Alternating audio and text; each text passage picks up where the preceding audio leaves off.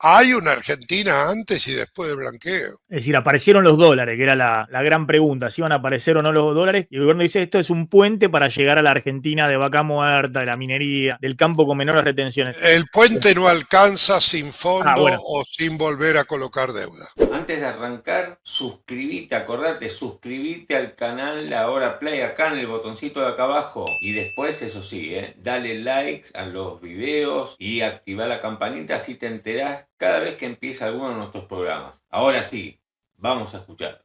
Empresas que están a full con ese esquema, digamos, en vez de producir o producir los insumos, que es lo que hacían, directamente importar el producto final, que la diferencia de precio es muy importante. ¿Usted ahí ve una preocupación, Broda? Efectivamente, eso ocurre, digamos, tienen muchas pymes, muchas empresas de distintos sectores de bienes transables donde ve que están muy interesadas en iniciar un proceso de sustitución de, si se quiere, de producción nacional. Ya empezó. Un amigo mío que tiene una empresa textil importaba hace un año y medio el 20% de lo que vendía, hoy está en 60% de lo que vendía, y obviamente eso requiere un tiempo determinado para poder ir aumentando, y obviamente hay la mitad de las planchadoras que había antes, para decirlo de alguna manera, para la industria textil. No, claramente ahora también es cierto que en la medida que se consolide el proceso desinflacionario, los pass-through de la devaluación a los precios van a ser menores. O sea, usted tiene ejemplos enormes de devaluaciones de 20%, cuya contribución al índice de precios en Uruguay, en México, en Brasil, ha sido menos de un punto anual.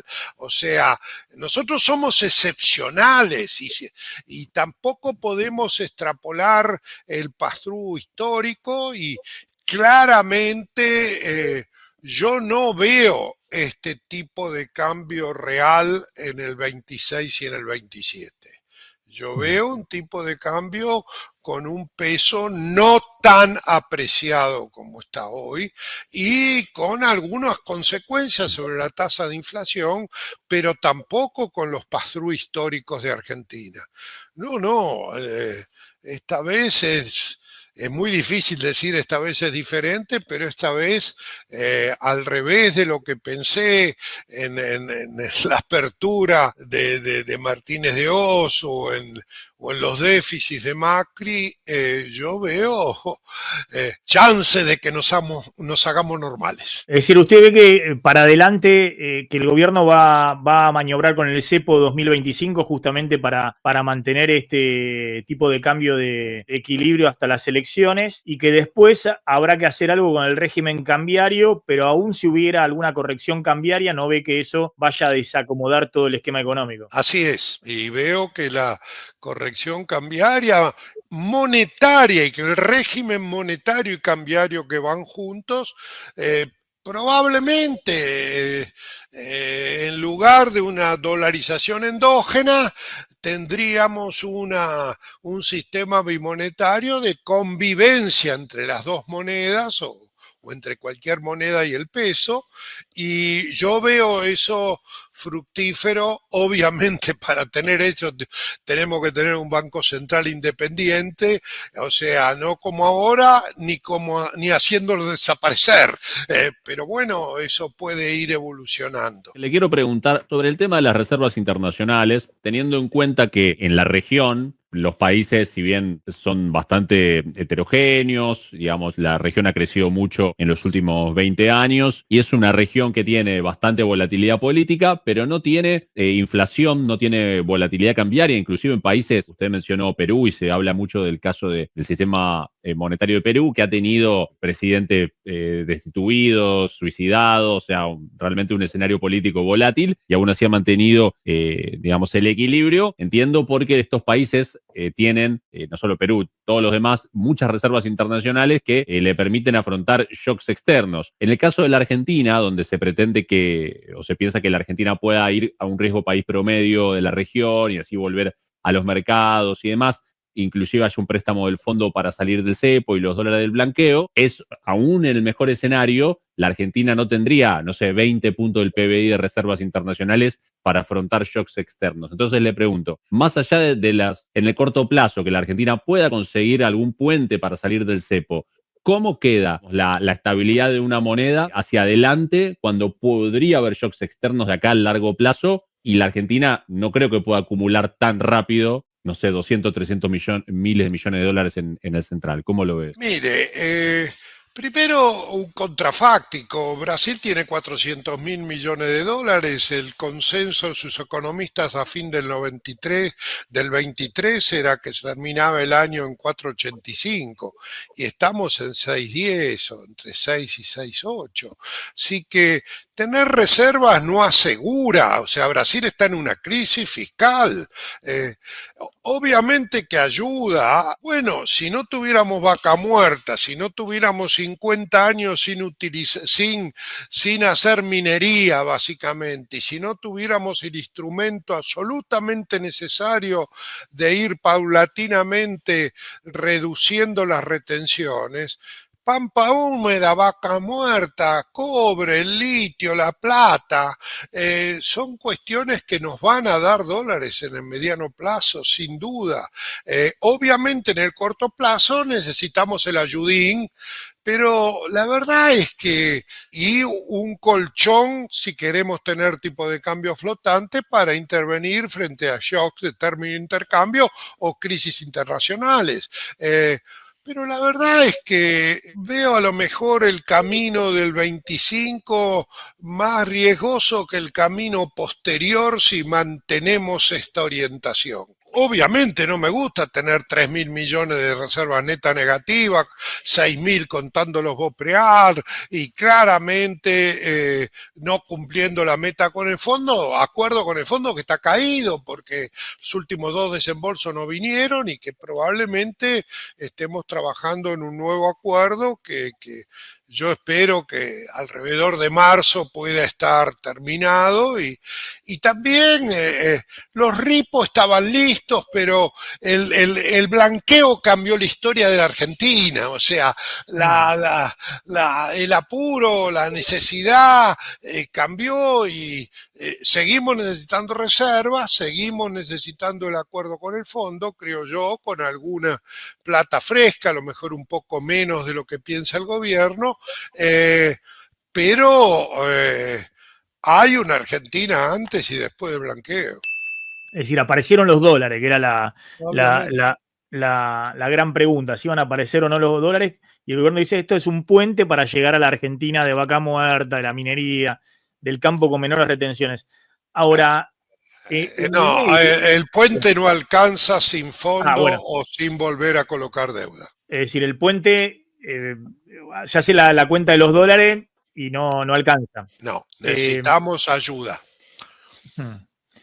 Ahora, uno ve que aparecieron los dólares en la cuenta capital, pero uno ve la cuenta corriente cambiaria del balance de pagos y bueno, desde junio 5.000 millones de dólares negativo. Es cierto que tenemos todavía todos los pagos de intereses de deuda, pero se ha achicado mucho el superávit de bienes, ¿no? El superávit comercial de bienes. El superávit comercial, tanto el de vengado como el del caja del mercado cambiario, mire, este año vamos a tener 18.000 y el año que viene con suerte vamos a llegar a 12.000, a pesar de 3.000 o 4.000 millones más de exportaciones de petróleo.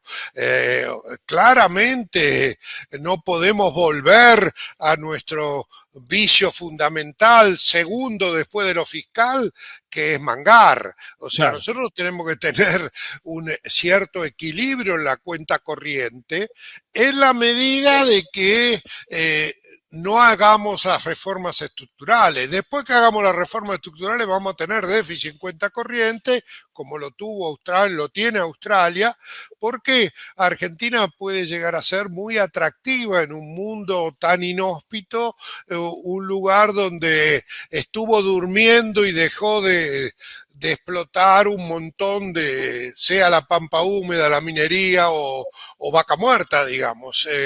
Y la verdad es que mi impresión es que si salimos de la decadencia, vamos a tener la vuelta de mucho del capital humano que se fue. ¿Qué impacto puede tener Brasil? Importante, pero comparado con enero del 99, donde Franco, el presidente del Banco Central, devaluó, muy diferente. Nosotros veníamos ahí con la convertibilidad, con algunos problemas internos, pero veníamos de la crisis asiática del 97, del default ruso del 98 y encima de todo el real pasó de 1,20 a 1,80 en 4 meses.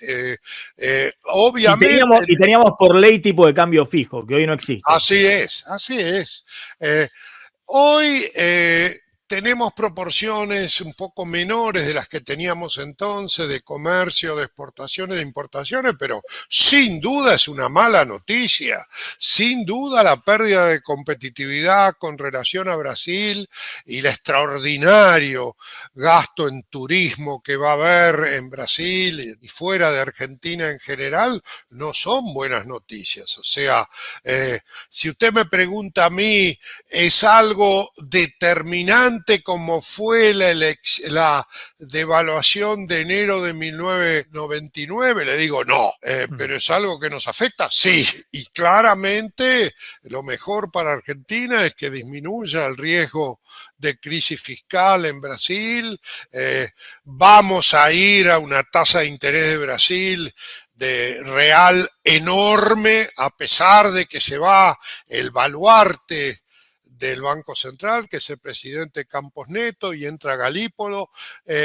Yo creo que los próximos 2 copones tenemos de aumento y vamos a tener una tasa Selic de alrededor de 15, con una inflación entre 4 y 5, por arriba de la meta de inflación, pero 4 y 5 anual es todavía algo para envidiar, ¿no?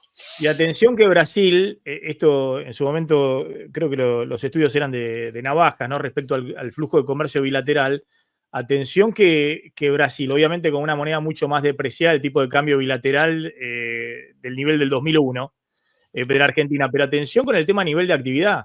Si Brasil entra en recesión, ese es el principal impacto en el comercio bilateral, el efecto ingreso. Tenemos arancel cero. Arancel cero nos meten todo acá, digamos, ¿no? Con la Argentina creciendo al 5 y Brasil planchado en actividad. Y además, hacia Brasil van las manufacturas que exporta la Argentina, van fundamentalmente a Brasil. No van a otra parte del mundo.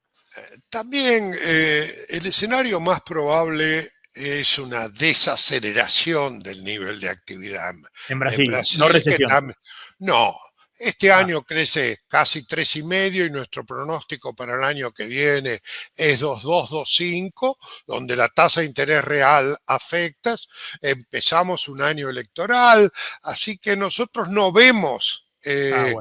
No vemos, y gracias a Dios que no lo vemos, porque el 1,2 de depreciación del real fuerte y caída a nivel de actividad, claro, lo hemos sufrido varias veces. Sí, totalmente.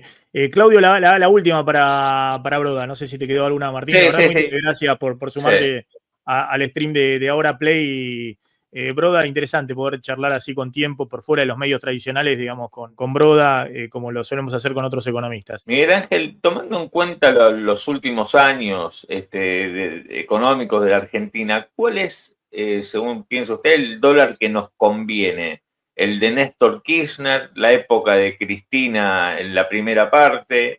No digo la segunda que terminó con el cepo, pero ¿cuál piensa que es el dólar que nos conviene? De ninguna manera el dólar de Néstor Kirchner, que en pesos de hoy es 2.700. Ni los heterodoxos, amantes del superdólar, hoy defienden ese dólar.